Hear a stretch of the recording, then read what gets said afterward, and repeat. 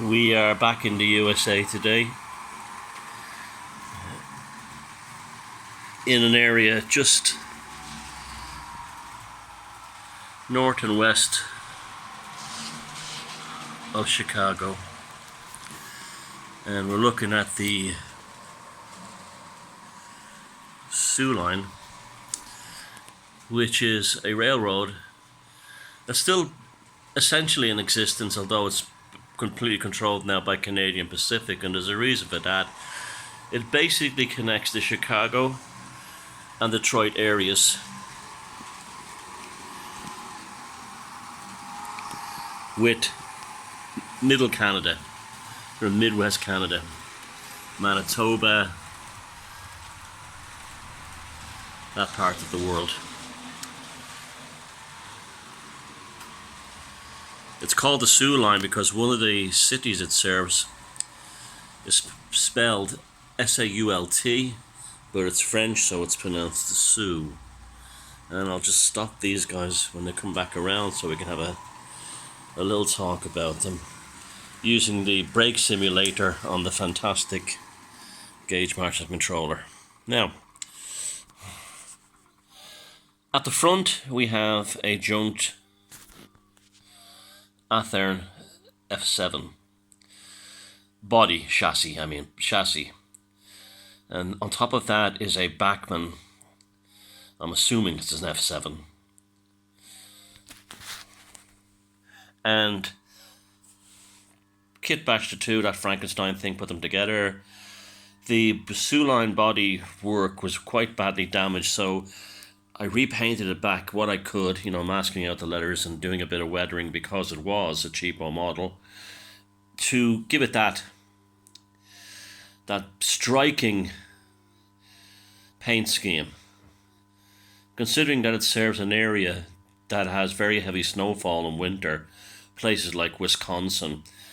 The Soo line also took over a huge part of the central section of the Milwaukee Road when that went bankrupt in the 1970s, and that's its main access into Canada. So think of Detroit, Chicago feeding goods, freight to and from Midwest Canada, Alberta, Manitoba, that kind of area. So that's the Athean chassis, the fantastic blue box chassis that was light years ahead of their time when it came out back in the 60s, and a Bachmann body. Behind that was another one that was sold very, very cheaply as a spares or repairs, and it is an Atlas FP7. Now, why it's called an FP7 is it has a boiler at the back here for passenger trains. So it's slightly longer than a regular F7. What was wrong with this was the front truck wasn't turning. It's an Atlas model made by Roco in Austria, very high quality. I think I got it for £20 in England. All that happened was the universal drive shaft had fallen off between the motor and the front bogie, and amazingly it was glued up into the top of the shell by its own grease. So a very easy quick fix, and I had two powered Soo locos as part of my developing interest in the railroads of the Chicago area. Now, another thing is that both of these run at about approximately the same speed. I rarely ever run two powered locomotives, because I only have DC, together unless they run almost identical speed, which I got lucky on these two, the Atlas and the Athean ones do.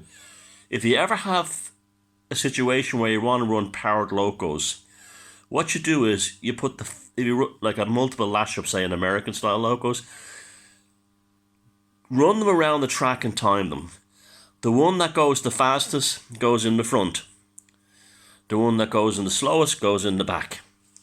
And that way you won't have any derailings or any uncouplings.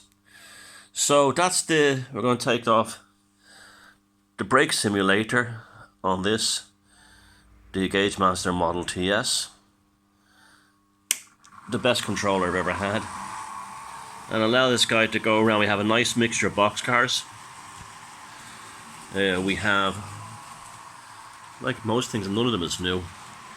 We have, of course, a Soo Line 40-foot boxcar, a high capacity one right behind the FP7, Rio Grande, Burlington Northern, a New Haven one a long way from home, a Great Northern, same regional area, a heavily weathered cheapo Tyco pulpwood car with steel wheels, a Lehigh Valley a long way from home from New Jersey, New York, a Great Northern, and a lovely, I think it's Roundhouse, I'm not sure, Soo Line red and white caboose in that striking scheme.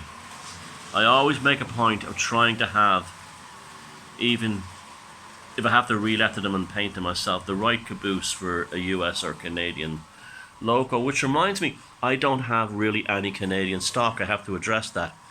I don't even think I have a single freight car. I think I have a Canadian Pacific's caboose somewhere, but I don't have any. I have to address my lack of Canadian rolling stock. So there we go. We also have a visitor on the layout today. The head manager, we'll zoom in on the guy. The chief financial controller from head office is looking over what's been spent on the layout today, and the engineering section foreman or subdivisional officer and chief engineer is pointing out the second hand, I think it's a Fleischmann crane, that's in the yard that cost very little. So the money counter from central office is very happy, but as typical with these kinds of guys, they want to know what's he doing here, what's his job, who's paying him, what's in those crates, what they call natural wastage on the railway. And that's his job. Everyone dreads when he shows up.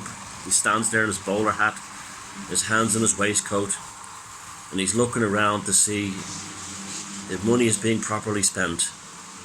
And today, he can't complain. Take care. See you next time.